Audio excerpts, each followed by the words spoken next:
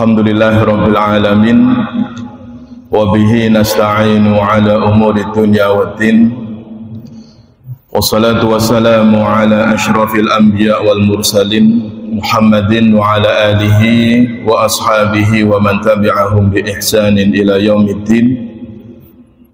Allahumma inna nas'aluka ilman nafi'an wa rizqan thayyiban wa amalan mutaqabbalan. Allahumma rabbana zidna ilman. Para bapak, para ibu, saudara sedaya jamaah salat maghrib dengan dirahmati Allah Subhanahu wa taala.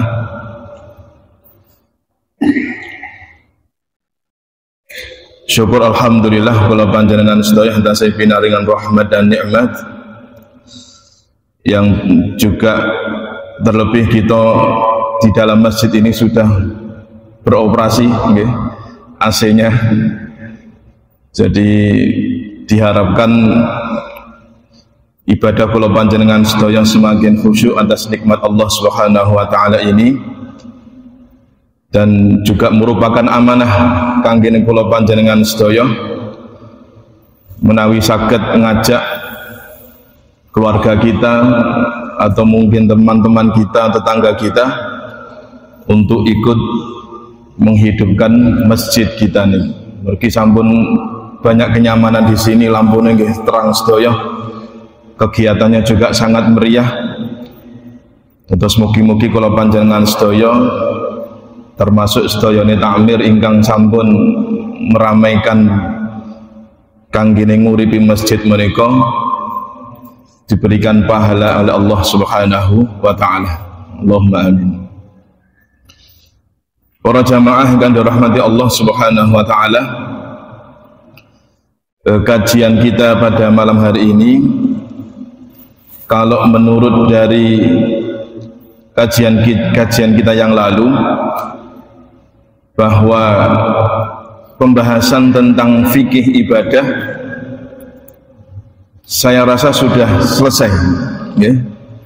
Pembahasan mulai pertama kita mengaji dari bab toharoh, kemudian sholat, puasa, lajeng zakat, semuanya yang berkaitan dengan ibadah, kecuali hanya haji dan umroh yang tidak dibahas ya.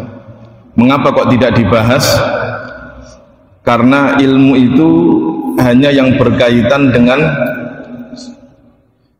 seseorang yang akan menunaikan suatu amalan tersebut. Terus kula panjenengan ini kalau misalnya sudah waktunya untuk berangkat haji, man istata'a nabaniku ilaihi sabila, jadi memang sudah diberikan kemampuan oleh Allah berangkat haji, maka dia wajib untuk belajar tentang haji. Nah, sementara kita yang di jamaah masjid ini, kita ini betul mesti termasuk man istata'a tadi itu, belum waktunya. Jadi kalau memang belum waktunya, nggih, tidak perlu untuk belajar tentang manasik haji. Maka yang berkaitan tentang amaliyah kita sehari-hari, tentang toharoh, tentang kesucian, tentang sholat, sebagian kita mungkin berharta, maka di situ wajib untuk mengetahui ilmu tentang zakat, kemudian termasuk doa dan zikir, semuanya niku wajib seorang muslim itu untuk mengetahui. Dan tentunya dari semua yang sudah kita bahas dari pertemuan-pertemuan yang lalu, itu otomatis mboten kula baleni malih nggih, mboten mungkin kula baleni.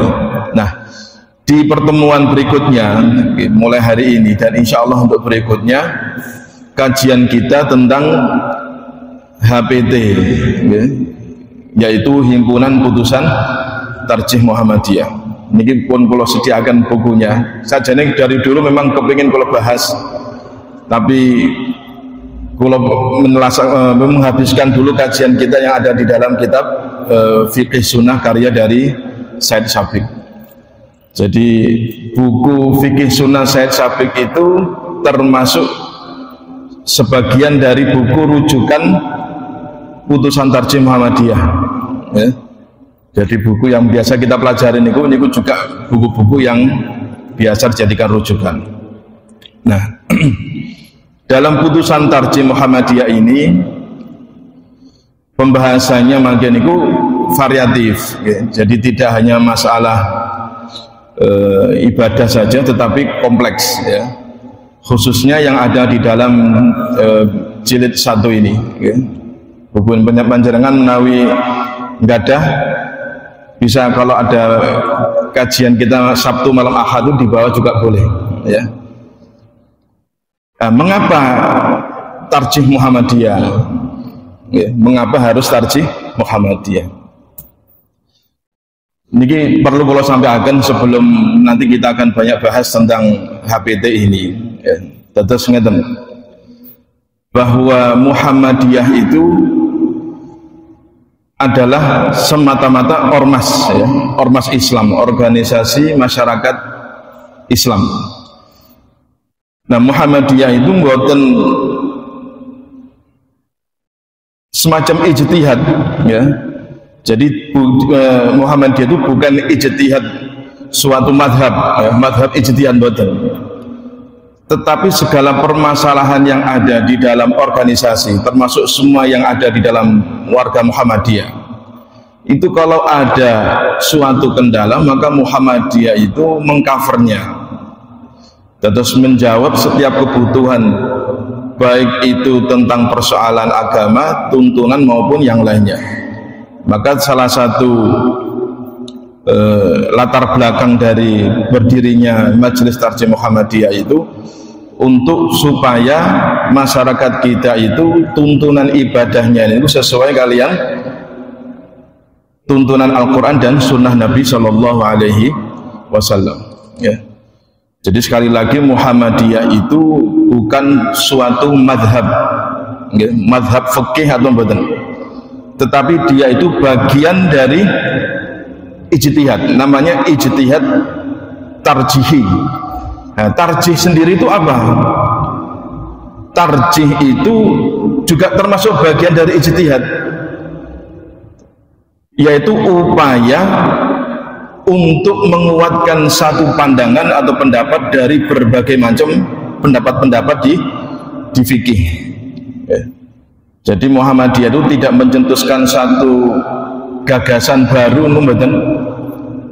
madhab baru atau pandangan fikih yang baru, tetapi begitu banyak pandangan-pandangan fikih itu di Majelis Tarjih Muhammadiyah ini kemudian melalui satu metode yang khusus, gitu, tentunya itu kemudian diputuskan mana dari pandangan-pandangan itu yang paling kuat, maka kemudian pandangan itu disahkan dan kemudian ditanfidkan. Ditanfid itu dilaksanakan, ya.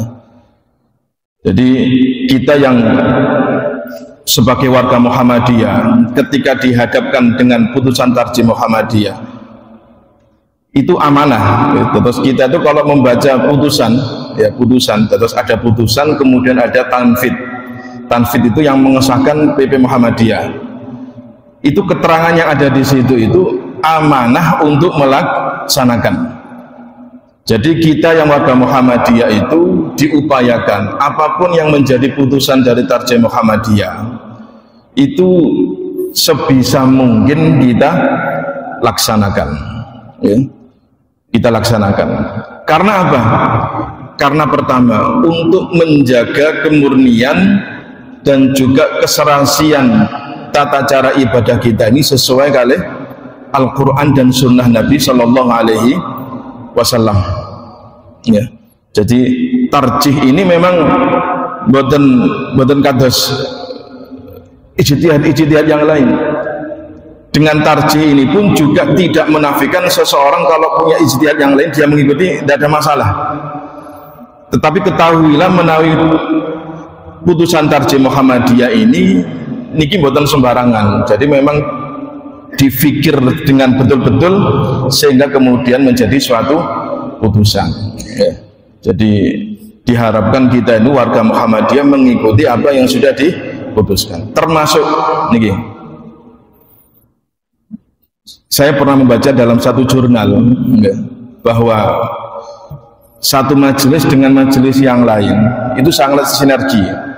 Jadi yang ada di putusan Tarjih Muhammadiyah misal, ya, jadi putusan Tarjih Muhammadiyah itu yang saya tahu majelis tarjih dan tajdid itu membawahi beberapa bidang, wonten bidang tentang fatwa, kemudian tentang tuntunan agama, kemudian juga masalah hisab, ya, dan macam-macamnya niku.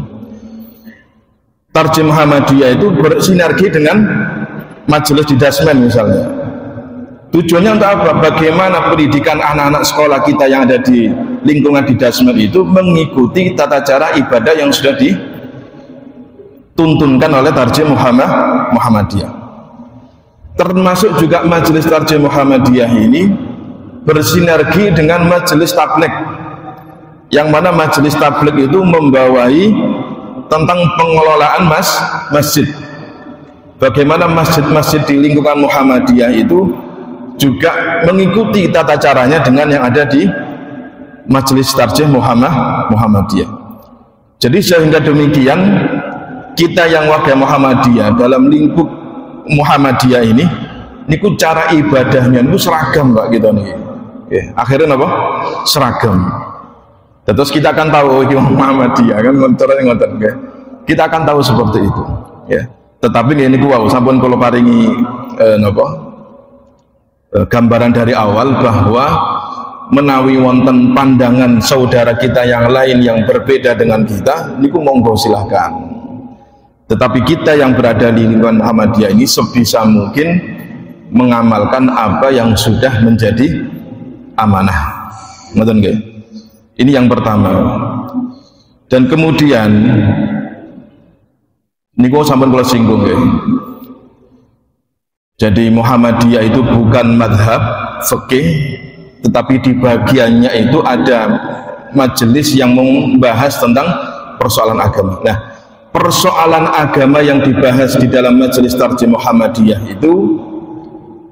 itu yang pokok-pokok saja, ya? Yang pokok-pokok.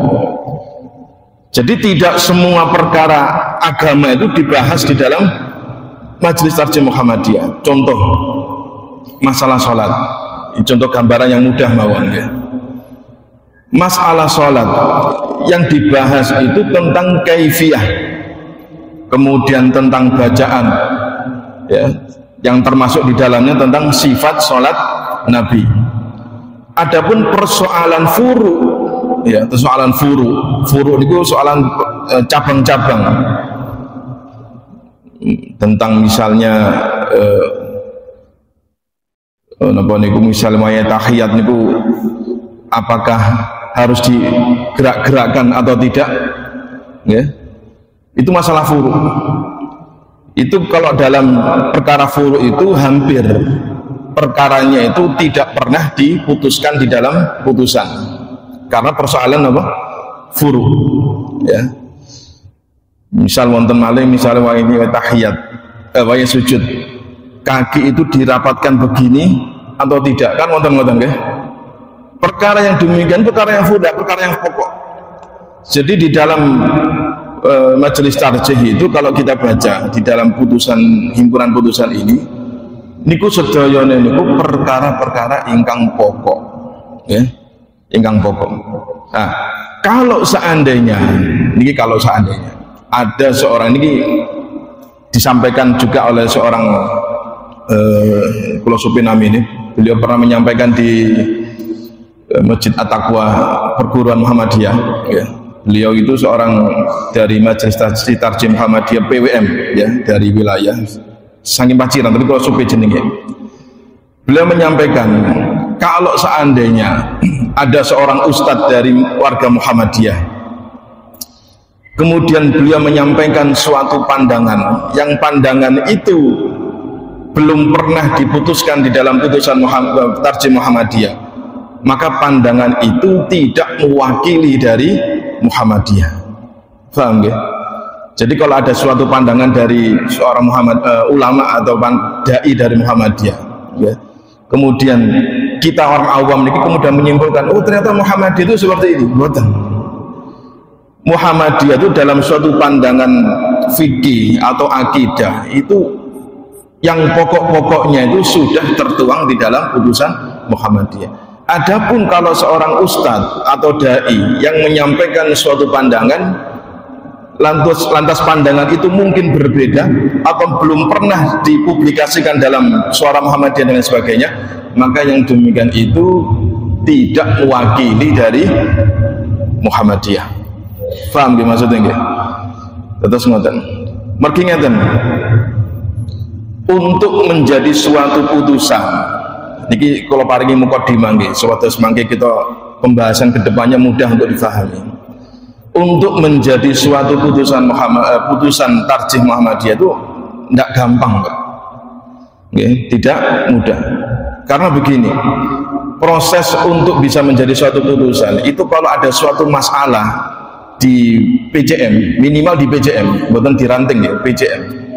Misal suatu masalah nopo suatu perkara, kemudian perkara itu ketepatan di PJM itu ada memang majelis tarjihnya. Lihat saya kan buat nonton majelis tarjih.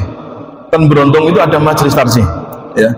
Nah, ketepatan kalau seandainya dalam suatu PJM itu ada apa istilahnya perkara sesuatu, maka perkara itu bisa dibawa atau diusulkan ke PDM. Dari PDM kemudian disaring perkara tadi itu sampai ke wilayah. Dari wilayah kemudian dibawa ke Munas Tarjih. Maka dari situ kemudian Munas Tarjih itu akan menghasilkan apakah perkara itu patut diputuskan atau tidak. Makanya kalau sebutkan mengapa kok perkara di dalam agama Islam ini ya, yang dalam konteks keindonesiaan itu tidak semuanya ditarjih di dalam Muhammadiyah. Mergi ngoten niku. Karena suatu perkara yang mulai dari bawah itu ini ku wonten runtutane, mulai dari PJM, PDM, PWM sampai pundi? Sampai pusat. Nah, setelah kemudian diputuskan barulah ditanfid oleh pimpinan pusat Muhammadiyah. Niku mukadimah saking kula mawon sekedar kita semerap tentang himpunan putusan tarjih Muhammadiyah. Nah, kitab ingkang kula beton niki HPT ingkang jilid 1 niku sudah mempublikasikan ya tentang putusan tarjih Muhammadiyah sejak Kongres Muhammadiyah ke-18. Kongres Muhammadiyah itu berarti Muktamar Muhammadiyah yang ke-18 niku tahun 1929, jauh sebelum kemerdekaan. 4 tahun setelah NU berdiri ya. Itu kemudian putusan tarjih Muhammadiyah awal ini dipublikasikan, dan ini masih membawa keaslian dari putusan tarjih itu yang secara tekstualnya niku disebut dengan berbahasa Arab ya. Jadi ulama-ulama kita Muhammadiyah dahulu itu ketika mereka merumuskan putusan tarjih Muhammadiyah ini niku teksnya ini ndamel bahasa Arab kok. Saat ini panjenengan punya himpunan tarjih yang jilid 3 semuanya bahasa Indonesia, nggak ada yang berbahasa Arab. Kemudian di dalam cetakan-cetakan berikutnya barulah diterjemahkan dan diperbarui ejaannya ya. Dan terus ini buku kuno nih asli ini ya. Buku kuno yang sudah direvisi dan mengalami banyak cetakan-cetakan. Pun niki kula awali pembahasannya itu tentang iman ya, tentang keimanan. Terus Muhammadiyah sendiri menganggap persoalan keimanan itu persoalan yang pokok. Jadi kita warga Muhammadiyah itu akan memiliki pandangan yang baik dan benar bagaimana menyikapi tentang keimanan. Okay. Niki kalau waos nanti teksnya kalau waos mawon dan nanti akan diterjemahkan secara perlafal. Okay. Waqad warada fil hadisi niki mantun tahmid ya. Terus mriki tulisane muqaddimah bismillahirrahmanirrahim la ilaha illallah wahdah la syarikalah wa bihil haulu wal quwwah. Terus niki muqaddimah saking buku niki niku ditulis dalam berbahasa Arab ya. Alhamdulillahil muddi'il lil awalim wal mu'idil arwah ilal ajsam yaumil qiyamah wassalatu wassalamu ala sayyidina Muhammadin khatimin nabi wa afdalil mursalin wa ala alihi ajma'in. Para ulama kita Muhammadiyah ini di dalam muqaddimah bukunya ini mengucapkan apa? Sayyidina Muhammad ya. Jadi nggak ada masalah ya. Nggak ada masalah kita mengucapkan Allahumma sholli wa sallim ala sayyidina Muhammad. Yang menjadi masalah itu kalau di dalam sholat ya. Sholat nggak boleh. Sholat itu kita di dalam tahiyat tidak mengucapkan Allahumma sholli ala sayyidina. Maka sebaiknya hilangkan sayyidinanya. Mergi Rasulullah sallallahu alaihi wasallam mengajarkan kepada sahabat tentang salawat di dalam tahiyat itu tidak menggunakan sayyidina. Adapun kemudian ucapan sayyidina itu diucapkan di luar sholat niku boleh. Ya, boleh. Termasuk pendahulu-pendahulu kita ini nulisnya sayyidina ya. Wa qad warada fil hadits an Umar radhiyallahu an qala. Terdapat suatu hadis riwayat dari Umar radhiyallahu taala anhu qala. Bainama nahnu julusun 'inda Rasulillah sallallahu alaihi wasallam. Tengah kami duduk di suatu hari bersama Rasulullah sallallahu alaihi wasallam. Terus niki mencantumkan satu hadis yang diriwayatkan dari Umar bin Khattab. Zata yaumin ittala alaina rajulun. Pada suatu hari itu tiba-tiba muncullah seseorang. Terus para sahabat niki pas bercengkrama dengan Rasulullah ngenderek pengawasan ngoten niku tiba-tiba ada seorang laki-laki yang muncul syadidu bayadis thiyab. Dia itu memakai pakaian yang sangat putih ya. Bukan sekedar putih tapi sangat putih. Syadidu bayadis thiyab syadidu sawadis sya'ar. Dan dia itu rambutnya sangat hitam. La yura alaihi atharus safar. Dan tidak diketahui olehnya bekas dari perjalanan. Terus tiang niku wau klambine ruwesik, pakaiannya rapi, penampilannya bagus dan tidak kumal. Napa kumal? Kotor nggih. Ndak kumus-kumus. Mergi tiyang niku lek mantun perjalanan biasanya napa? Kumus-kumus nggih, ngomole ten Gresik niki. Napa? Kata debune nggih, kumus-kumus. Wala ya'rifuhu minna ahadun. Dan tidak ada satupun dari kami yang mengenalnya. Terus sahabat ingkang derek lenggah kalian Rasulullah itu tidak ada yang mengenal sama sekali. Dia ini siapa ini? Moro-moro muncul ngoten mawon. Hatta jalasa ila Nabi sallallahu alaihi wasallam, sehingga dia duduk kepada Nabi sallallahu alaihi wasallam, fa asnada rukbatayhi ila rukbatayhi. Kemudian duduk lalu dia itu menyandarkan dua lututnya ini dengan lututnya Rasulullah. Terus menempelkan lututnya tiang niku wau kan lututnya sinten Rasulullah. Berarti kan parek seru niku nggih. Marek tiang ini betul-betul marek ten Rasulullah niku wau. Wa wada'a kaffaihi ala fakhidaihi. Dan dia niki nggih menika tiang niku wau meletakkan dua telapak tangannya di atas dua paha Nabi sallallahu alaihi wasallam. Terus pun marek ten lutute Rasulullah lajeng tiang niku wau demok pahane Nabi. Ngeten. Nggih. Jadi betul-betul mendekat kepada Nabi sallallahu alaihi wasallam. Wa qala, dan dia berkata, ya Muhammad, wahai Muhammad, akhbirni anil Islam.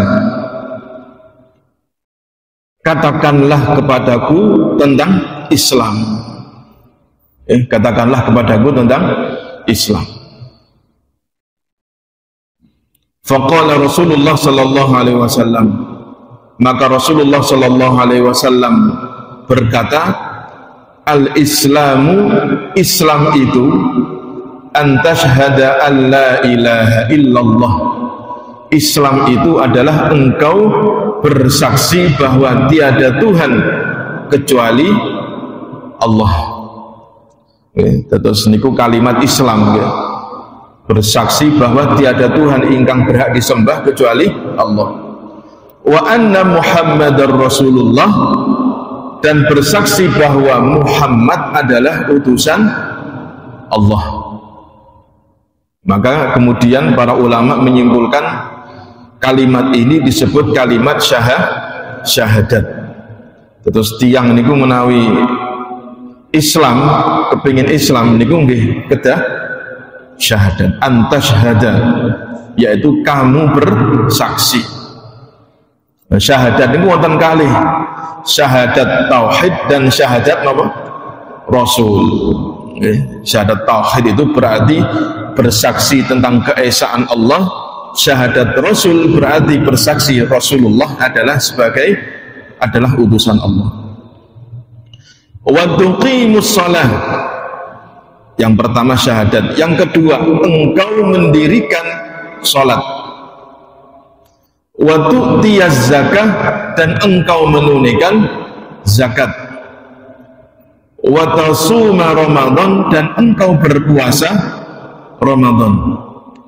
Wa tahujjal baita in istata'ta ilaihi sabila, dan engkau berhaji ke Baitullah jika engkau mampu mengadakan perjalanannya. Yang kemudian Islam yang disebutkan 5 perkara ini disebut dengan rukun Islam. Terus tiang niku wau tanglet datang Rasulullah bab masalah Islam, maka kemudian Rasulullah menjawab 5 perkara itu. Maka ulama kemudian menyimpulkan 5 perkara itu disebut dengan rukun Islam.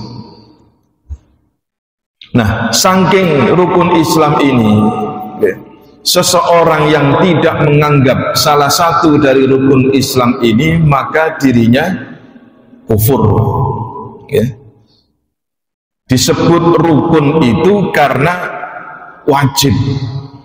Artinya wajib setiap muslim itu melaksanakan dan memenuhi saking sedayane rukun. Termasuk niki kalau badai sampai akan termasuk masalah haji. Rasulullah Shallallahu Alaihi Wasallam di dalam menyebutkan tentang rukun Islam ini semuanya wajib. Pertama, wong Islam wajib bersaksi. Menawi kesaksiannya itu salah satu dia menyaksikan tetapi kemudian mengingkari salah satunya, batal Islamnya. Wonten tiang dia cuma menyaksikan bahwa Allah itu esa, dia adalah sebagai Tuhan, tetapi mboten derek lagi kufur. Kufur. Wonten tiang ngaku piyambakipun derek Rasulullah, tetapi di dalam persoalan akidah tentang Allah dia salah, kufur. Nanti dijelaskan memiliki. Di dalam manhaj tarjih Muhammadiyah itu juga menerangkan tentang pokok-pokok keyakinan tentang Allah itu akan diterangkan di sini. Maka kita itu ketika kita bermuhammadiyah ini haruslah benar keyakinan kita tentang Allah Subhanahu wa Ta'ala. Berarti kata Pak tiang-tiang kaum muslimin ya, sebagian kaum muslimin kita itu mereka ditakoni apakah kamu Islam? Islam, tapi keyakinan dia tentang Allah itu tidak sesuai dengan pemahaman sebagaimana ulama-ulama ahlu sunnah wal jamaah. Nanti akan kita bahas wonten pembahasan yang biasa. Jadi rukun Islam ini semuanya itu hukumnya wajib. Sholat wajib, zakat juga wajib. Wajib bagi yang memang hartanya sudah mencapai nisab. Nah kita semua ini kan pasti berharta, tapi kalau hartanya tidak mencapai nisab maka tidak wajib zakat. Poso nggih ngoten, poso niku nggih kangge sedaya kaum muslimin laki-laki perempuan wajib. Tetapi kalau mereka sedang uzur, wong wedok wayahe haid, wong wedok wayahe nifas, atau seorang yang tua, orang tua ingkang boten mampu mengerjakan puasa, yang boten wajib. Berarti mereka yang memang berkemampuan wajib. Termasuk nggih haji. Nah, untuk haji mriki niku Rasulullah sallallahu alaihi wasallam menjelaskan, ini istata'ta ilaihi sabila, jika kamu mampu mengadakan perjalanannya. Nah, standar mampu itu apa? Niku Rasulullah sallallahu alaihi wasallam itu pernah ditanya oleh sahabat, ya Rasulullah, ma yujibul hajjah, apa perkara yang bisa mewajibkan seseorang itu bisa berangkat haji? Ya. Jadi tidak semata-mata berharta. Rasulullah Shallallahu Alaihi Wasallam kemudian menjawab, az-zadu war-rahilah. Az-zadu war-rahilah. Seseorang yang dianggap wajib melaksanakan ibadah haji itu manakala dia memiliki bekal dan juga bisa mengadakan perjalanannya. Ar-rahilah itu tunggangan, ya, tunggangan. Jadi kalau dia ada harta yang bisa untuk bekal di sana dan dia bisa mengadakan perjalanan itu berarti bisa membayar ONH-nya, kemudian bisa mendapatkan visa resmi haji, ya, visa resmi apa? Haji, ya. Jadi haji yang visanya itu tidak resmi haji niku. Niki terakhir sing karena terkait masalah wingi niku nggih sing rame niku. Saya baca di Muhammadiyah itu hajinya itu sah tapi tidak berpahala. Ya. Hajinya sah tapi mboten berpahala. Berbeda dengan fatwa dari mufti di Saudi. Mereka yang berhaji visanya itu tidak dengan visa haji, niku hajinya mboten sah. Itu kalau menurut versi dari mufti kerajaan Arab Saudi. Tapi kalau dari Muhammadiyah hajinya sah tetapi tidak berpahala. Okay. Nah, ini kemudian pembahasannya piyambak. Nah, kemudian sange hadis niki qala sadaqta, lajeng tiang ingkang tanglet niku wau membenarkan, sadaqta, kamu benar. Fa'ajibna lahu yus'alahu wa yusaddiquhu. Maka kami yang mendengar di menika para sahabat niki sami heran kepadanya. Dia itu bertanya kepada Nabi, lantas kok dia itu membenarkan. Kok ada orang bertanya kepada Nabi tentang perkara Islam, tiba-tiba Rasulullah itu menerangkan lalu dia membenarkan, itu kan aneh. Ya. Biasanya tiang niku lek tanglet dia tidak tahu kan ya diam, setelah diberitahu diam. Dan niku ternyata kok membenarkan. Nah, lajeng tiang niku wau tanglet malah datang Nabi. Qala fa akhbirni 'anil iman. Lalu beritahukanlah aku 'anil iman, tentang iman. Qala, maka Rasulullah sallallahu alaihi wasallam menjawab, antu'mina billah. Iman itu yaitu kamu beriman kepada Allah, wa malaikatihi, dan beriman kepada malaikat-malaikat Allah, wa kutubihi, dan semua kitab-kitab Allah, wa rusulihi, dan para rasulnya Allah, wal yaumil akhir, dan hari akhir, wa tu'mina bil qadari khairihi wa syarrihi, dan kamu beriman kepada takdir baik atau dan buruknya. Terus Rasulullah Shallallahu Alaihi Wasallam merincikan bab tentang iman itu ada 6. Iman kepada Allah, iman kepada malaikat, kitab, rasul, hari akhir, dan takdir Allah. Okay. Lajeng tiyang niku wau qala sadaqta, kamu benar. Okay. Terus tiyang niku wau tanglet kepada Rasulullah, bertanya pada Nabi, kemudian dibenar-benarkan kali tiyang niku wau. Nah, dan hadis niki tidak diteruskan terusan ini. Di penjelasan yang lengkapnya niku kemudian Rasulullah Shallallahu Alaihi Wasallam menerangkan bahwa orang yang hadir kepadaku tadi itu adalah Jibril. Jadi dia itu adalah Jibril, yu'allimukum hadzal. Jadi Jibril itu mengajarkan kepada kalian tentang agama ini.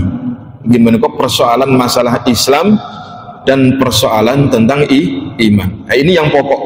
Ya.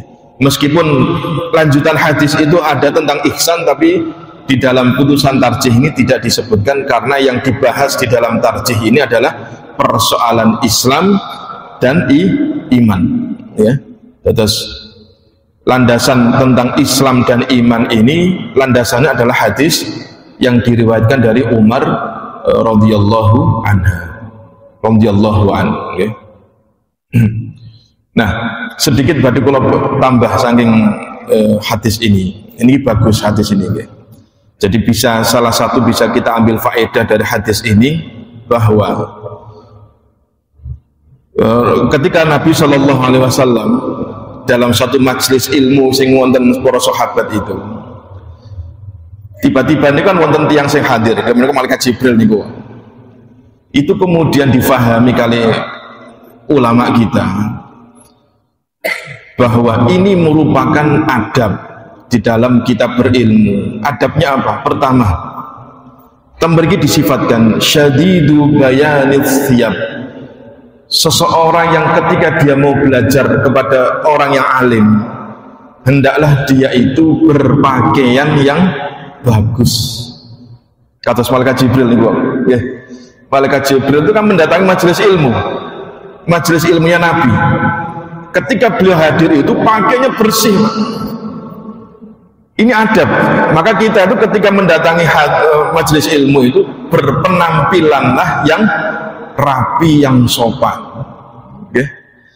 Jadi ojo mbok mantun saking tambah keringetan kabeh anggone gak enak dibototen pengajian, Pak. Lek saged niku pakaian niku sing wangi.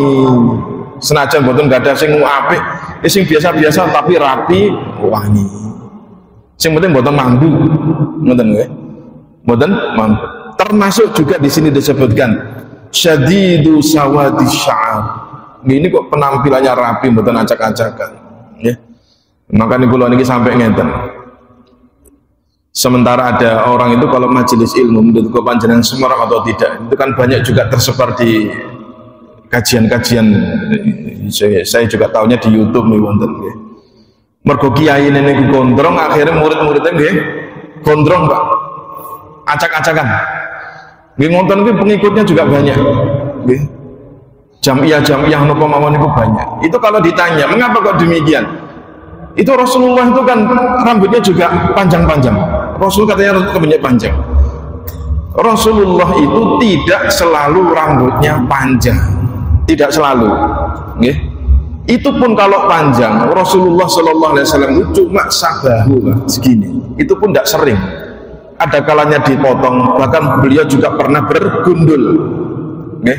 Jadi Rasulullah Shallallahu Alaihi Wasallam itu tidak selalu rambutnya panjang. Dan kadang tiang niku nggih ngapunten, mengikuti hawa nafsunya, akhirnya sing didelok niku gondronge mawon. Dari gondronge niku oleh atine niku ndak bersih, akhirnya ketoke iku cenderung nggak koyok wong sing apik, ngoten nggih.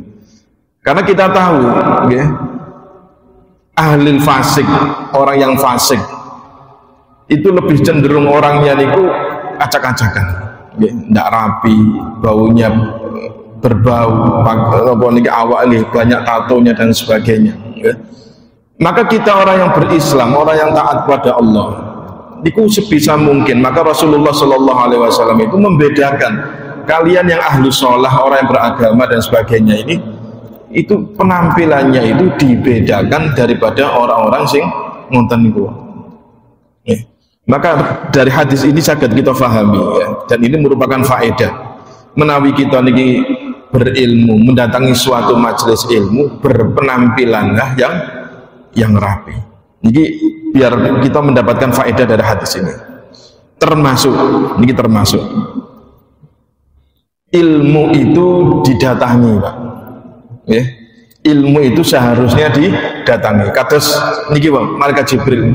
Beliau mendatangi dengan penampilan yang bagus, memberikan keteladanan kepada para sahabat, sampai saking seriusnya dia ngaji itu mendekat kepada Nabi.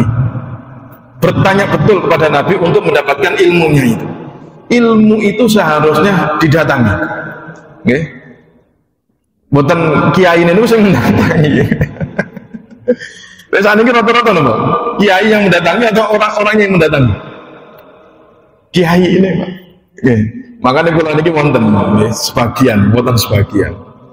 Ulama-ulama kita itu sebagiannya itu ada yang nggak mau mendatangi majelis. Terus diundang-undang putih-putih buatan purun. Okay. Tetapi dia harus didatangi. Tapi yang demikian juga tidak elok. Okay.